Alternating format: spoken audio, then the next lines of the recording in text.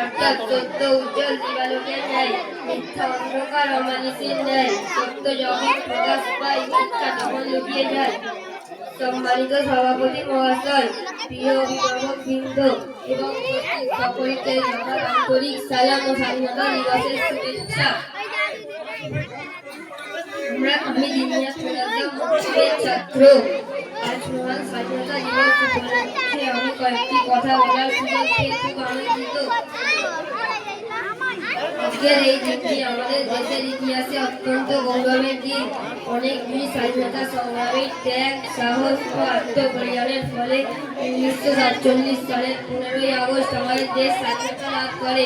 আমরা তাদের প্রতি গভীর শ্রদ্ধা জানাই। প্রিয় উপস্থিতি সবাই, স্বাধীনতা মানে শুধু নিজের ইচ্ছে মতো চলা না, সত্য কথা বলা, ভালো কাজ করা, অন্যের অধিকারকে সম্মান করা এবং নিজের দেশকে ভালোবাসা। আমরা ছোট হলেও দেশের ভবিষ্যৎ, তাই আজ থেকেই আমাদের সৎ, ভদ্র, পরিশ্রমী ও দায়িত্বশীল মানুষ হওয়ার চেষ্টা করতে হবে। আমরা দুনিয়া পুনর্দাম মক্তবের শিক্ষার্থী। আমাদের ধর্ম ইসলাম আমাদের শিক্ষা দেয় সত্যবাদী হতে, শান্তির প্রতিষ্ঠা করতে, মানুষের উপকার করতে এবং নিজের দেশকে ভালোবাসতে। আজ আমরা এমন একটি সুন্দর ঐক্যবদ্ধ মাঠ গড়ে তুলতে চাই, যেখানে সব মানুষ করবে।